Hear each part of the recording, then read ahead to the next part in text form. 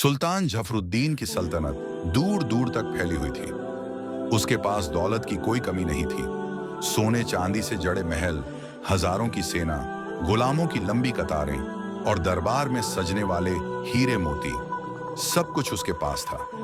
लेकिन इन सब के बीच उसके दिल में अल्लाह के लिए कोई जगह नहीं बची थी। वह अपने आप को खुदा से भी बड़ा समझने लगा था। हर सुबह जब सूरज उगता, वह अपने सिंहासन पर बैठकर दरबारियों की भीड़ में अपना घमंड फैलाता। एक दिन एक बूढ़ा फकीर उसके दरबार में आया, फटे पुराने कपड़ों में, लेकिन आंखों में ऐसा नूर कि सारा दरबार सहम गया। उस फकीर ने सुल्तान से कहा, ऐ सुल्तान, अल्लाह के बंदे बनो, तुम्हारा घमंड तुम्हें बर्बाद कर देगा। अल्लाह की पकड़ बहुत सख्त होती है। सुल्तान ने ठहाका लगाकर कहा, तू किस अल्लाह की बात करता है? मैं ही इस जमीन का खुदा हूं। मेरी इजाजत के बिना यहां कुछ नहीं होता। फकीर ने लंबी सांस ली और कहा, तू देखेगा, जल्द ही अल्लाह का अजाब तुझ पर उतरेगा। वो दिन दूर नहीं जब तेरे तख्त की धूल भी हवा में उड़ जाएगी। सुल्तान ने गुस्से में आकर सैनिकों को हुक्म दिया, इस बूढ़े को बाहर फेंक दो और आगे से कोई भी अल्लाह का नाम लेकर मेरे सामने आया तो उसकी जुबान काट लेना। फकीर मुस्कुराते हुए दरबार से निकल गया, लेकिन उसके शब्दों की गूंज सुल्तान के महल की दीवारों में समा गई। उस दिन के बाद से सल्तनत में अजीब बदलाव आने लगा। आकाश पर काले बादल छाने लगे, फसलें सूखने लगीं और लोग बीमारियों से मरने लगे। लेकिन सुल्तान अभी भी समझ नहीं पाया कि यह सब क्यों हो रहा है। सल्तनत में अजीब सी बेचैनी फैलने लगी थी। जिस जमीन पर कभी बारिश की बूंदें मोती बनकर गिरती थीं, अब वहां महीनों से बादल नहीं बरसे थे। खेत सूख गए, नदियां रुक गईं और कुएं खाली होने लगे। लोग पानी पानी को तरसने लगे। बच्चे भूख से बिलबिलाते और बूढ़े लोग आंखों में आंसू लिए आसमान की ओर देखते। लेकिन सुल्तान जफरुद्दीन अपने महल में बैठा अब भी अपने घमंड की चादर ओढ़े हुए था।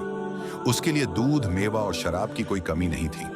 वो हर दिन दरबार में बैठकर लोगों की तकलीफों को मजाक बना देता। इन लोगों ने अल्लाह को नाराज किया होगा, तभी ऐसा हो रहा है, उसने एक दिन कहा। उसकी बात सुनकर उसका वजीर डरते डरते बोला, हुजूर, क्या वो फकीर जो कुछ दिन पहले आया था, क्या उसकी बातों में कोई सच्चाई थी?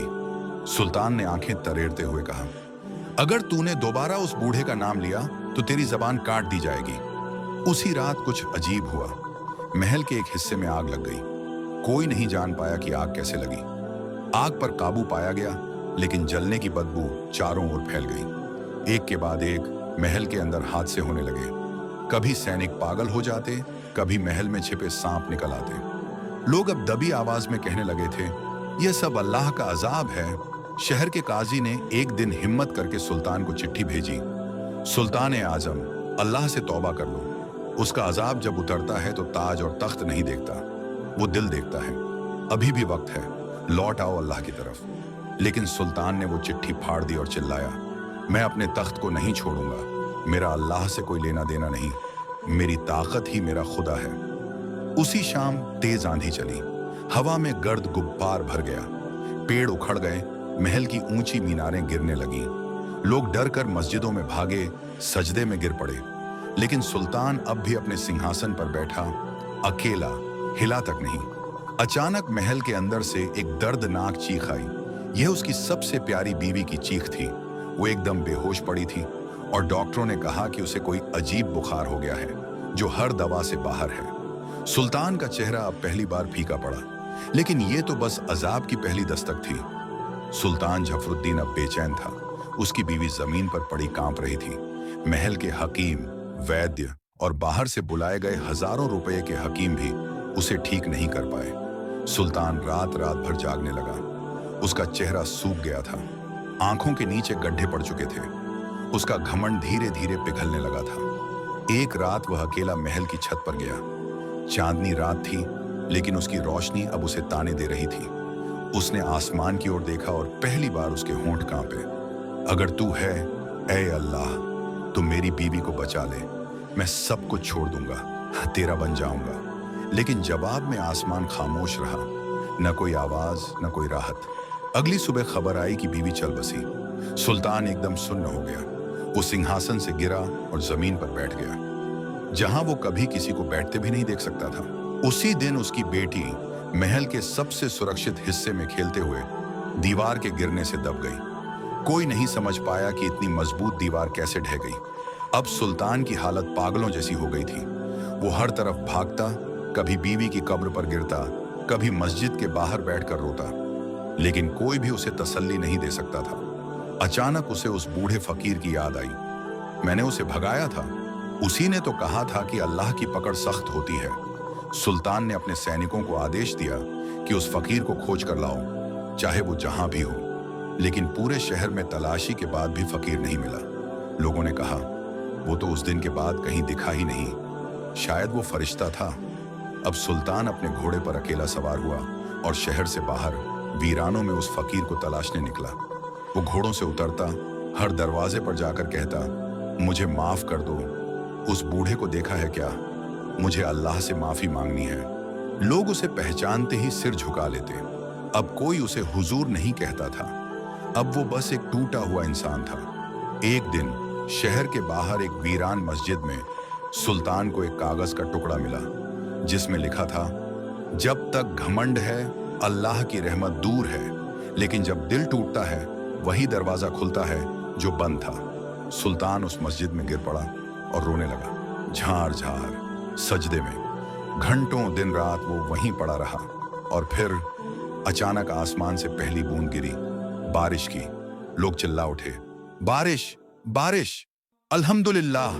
सालों बाद जमीन भीगी थी, लेकिन सुल्तान अभी भी उसी सजदे में पड़ा था। सुल्तान जफरुद्दीन सजदे में था। बारिश की बूंदें उसकी पीठ पर गिर रही थीं, लेकिन उसने सर नहीं उठाया। उसके होंठ कांप रहे थे, आंखों से आंसू बह रहे थे और दिल से सिर्फ एक ही आवाज निकल रही थी, या अल्लाह या रहमान, मुझे माफ कर दे। गुजरे हुए सारे गुनाह उसकी आंखों के सामने चलचित्र की तरह घूमने लगे। वह फकीर जिसे उसने दरबार से धक्के देकर निकाल दिया था, उस मजलूम औरत की गुहार जिसे उसने कभी सुना नहीं, उस काजी की चिट्ठी जिसे उसने फाड़ दिया था, और वह दिन जब उसने खुद को खुदा कहने की जुर्रत की थी, वो टूट चुका था। फिर उस मस्जिद में एक नूर फैला। किसी ने उसके कंधे पर हल्के से हाथ रखा। सुल्तान ने चौंक कर पीछे देखा। वही बूढ़ा फकीर खड़ा था, वही झुकी कमर, वही लकड़ी की लाठी, वही आंखों का नूर, लेकिन अब चेहरे पर रहमत का असर था। सुल्तान रोते हुए उसके पैरों में गिर पड़ा। माफ कर दो बाबा, मैंने तुम्हें धक्के दिए, तुम्हारा अपमान किया, मेरे गुनाह बहुत बड़े हैं। फकीर मुस्कुराया और बोला, मैं तो एक जरिया था तुझे जगाने के लिए। तू अब जाग चुका है, अब अल्लाह से डर नहीं, मोहब्बत कर और उसकी राह पर चल। सुल्तान ने वहीं उसी वक्त अपनी सल्तनत, अपना ताज और अपनी ऐश की जिंदगी छोड़ दी। वह वापस शहर गया, लेकिन अब बतौर सुल्तान नहीं, बल्कि बतौर एक दरवेश। लोगों ने जब उसे बिना ताज साधारण कपड़ों में देखा तो कोई पहचान ही नहीं पाया।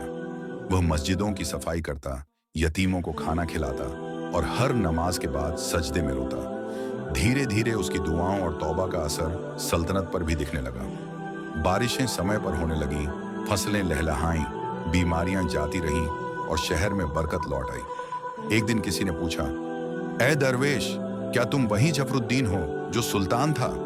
उसने मुस्कुराकर कहा, था, लेकिन अब नहीं। अब मैं सिर्फ अल्लाह का एक गुनहगार बंदा हूं जो हर रोज माफी मांगता है और उसी के रहम का मोहताज है। उसकी कहानी पूरे शहर में फैल गई। लोग उसे अब सुल्तान ए तौबा कहने लगे। उसने अपने हाथों से शहर के बाहर एक मदरसा बनवाया, जहां यतीम बच्चे पढ़ते, खाना खाते और अल्लाह की बातें सीखते। उसने हर उस जगह को रोशन कर दिया जहां पहले उसका घमंड छाया था। जब उसकी आखिरी सांसें आईं, वो वुजू करके सजदे में गया और वहीं उसका रुख अल्लाह की तरफ पूरा हो गया। उसके जनाजे में पूरा शहर उमड़ पड़ा। बच्चे, बूढ़े, अमीर, गरीब सब रो रहे थे, क्योंकि आज एक सुल्तान नहीं, एक वली का जनाजा उठ रहा था। सबक, जो खुद को खुदा समझे उसे अल्लाह झुका देता है, लेकिन जो टूटकर उसी के दर पर आ जाए उसके लिए रहमत के दरवाजे खुल जाते हैं।